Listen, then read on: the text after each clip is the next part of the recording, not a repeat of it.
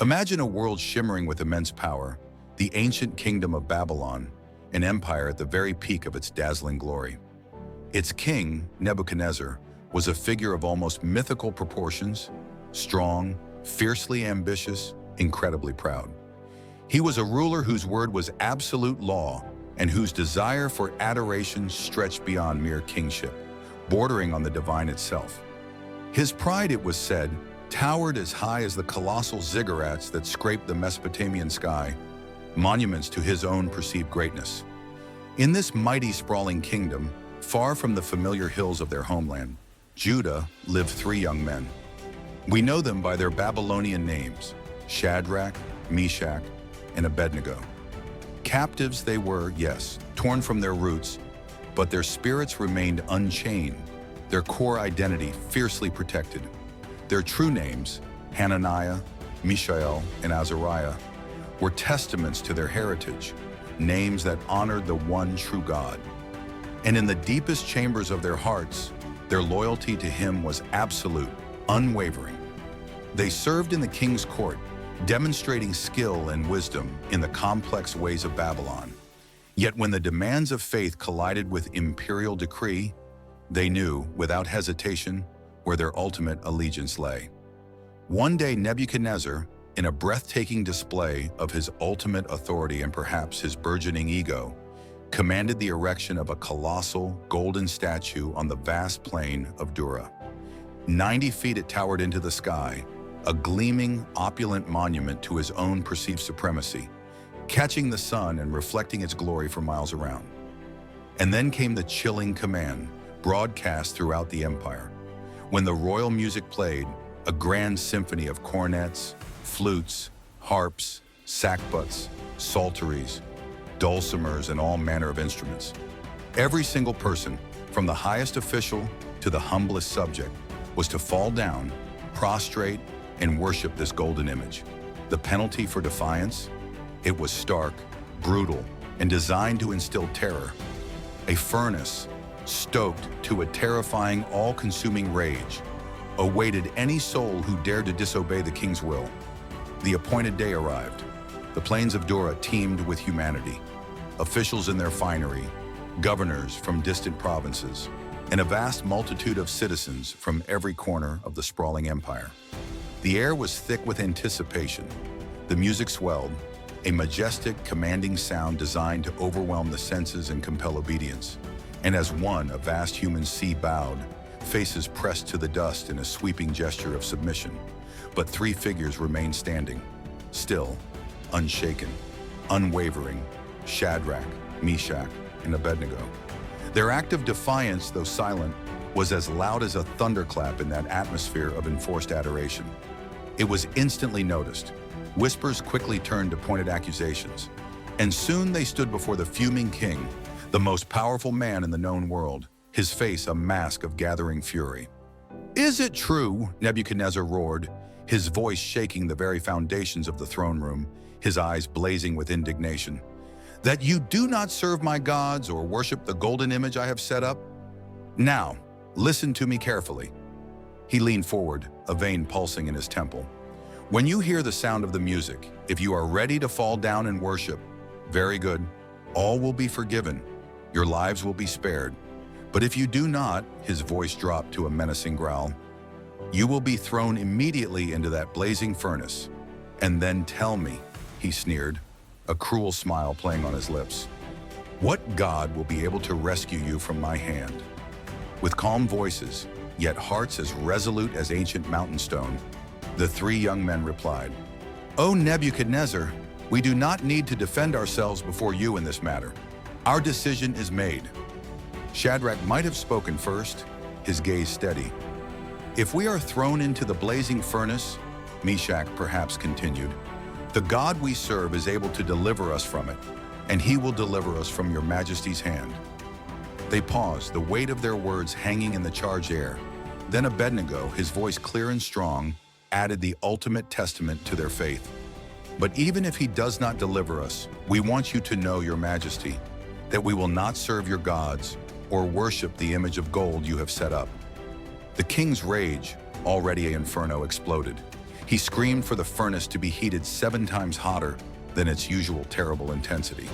So ferociously did it burn that the powerful soldiers, the king's own elite guards who dragged the 3 condemned men to the precipice, perished themselves, consumed by the sheer blast of its unbearable heat as they approached.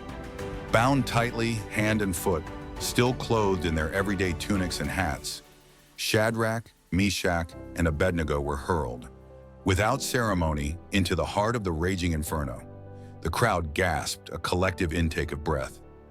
Then an awful silence, broken only by the monstrous, hungry roar of the fire. And then, something utterly extraordinary, unbelievable. King Nebuchadnezzar, who had been peering intently into the blaze, perhaps expecting to see charred remains, leaped to his feet, his face a canvas of sheer astonishment, disbelief warring with dawning awe. "Wait!" he cried out, his voice hoarse, turning to his equally stunned counselors. "Weren't there 3 men we tied up and threw into the fire?" His counselors, their eyes wide with a terror that was not for the condemned, could only stammer, "True, O king, indeed 3. "Look!" Nebuchadnezzar exclaimed, his voice trembling now, not with rage but with something akin to fear and wonder, his finger pointing shakily toward the heart of the inferno.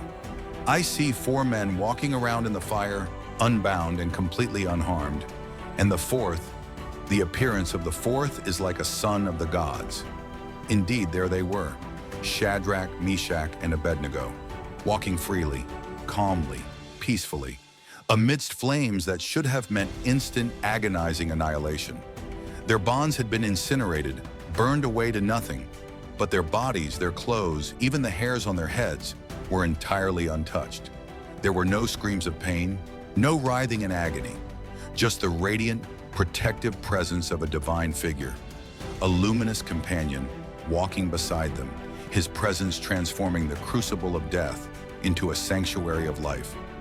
The fire that had so easily devoured the king's own soldiers had absolutely no power over these faithful 3. "Shadrach, Meshach, Abednego!" Nebuchadnezzar called out, his voice now stripped of all arrogance, filled instead with a profound, bewildered respect. "Servants of the Most High God, come out, come here to me." And so they did. From the very heart of the inferno, they walked out, calmly and deliberately. The assembled officials, the governors, the royal advisors, all crowded around, staring in utter dumbstruck disbelief. The miracle was undeniable, tangible, standing before them. Not a hair on their heads was singed. Their robes were pristine, without a single scorch mark, without any discoloration from the intense heat. And perhaps most astonishingly, not even the faintest smell of smoke clung to them. The impossible had undeniably happened. Overwhelmed, profoundly humbled before this undeniable display of a power far greater than his own, Nebuchadnezzar raised his voice, no longer in rage or command, but in public proclamation that echoed across the plain. "Praise be to the God of Shadrach, Meshach, and Abednego," he declared, "who has sent his angel and rescued his servants. They trusted in him, they defied the king's command, and they were willing to give up their very lives rather than serve or worship any god except their own God. Truly," he proclaimed, his words carrying the weight of imperial decree to the entire empire, "there is no other God who can save in this way." And the king, in a remarkable and public reversal, promoted these 3 faithful men to even higher positions of honor and responsibility within the province of Babylon. Their story from that day forward became legend, a testament not just of a miraculous rescue, but a profound demonstration of the power of unwavering faith. It became a living parable, echoing through generations, illustrating that God's presence can meet us, can sustain us, even in the hottest, most terrifying fires of life. It proved for all to see that true worship, the allegiance of the human heart, cannot be coerced by tyrants or commanded by kings. It showed that conviction, when rooted deeply in truth, possesses an unyielding resilience that does not crumble under pressure, no matter how intense or overwhelming that pressure may be. They were not merely saved from the fire. In a profound sense, they were transformed by it. Their quiet boldness, their unshakable courage, pricked the conscience of an empire, planting seeds of doubt about the ultimate power of mortal rulers and their gilded, lifeless idols. And centuries later, their story continues to resonate with undiminished power deep within the hearts and minds of those who face persecution for their beliefs, those who endure profound hardship, or those who simply feel the crushing pressures of cultural conformity demanding they abandon their principles. In every era, in every human life, there are furnaces. They may not be literal, blazing pyres, but they burn nonetheless. Furnaces of temptation, of injustice, of fear, of doubt, of despair, of compromise. And in every era, God seeks those individuals who will stand firm, who will find the courage to echo that brave, faithful cry. Even if He does not deliver me in the way I expect or desire, I will remain faithful. I will not bow.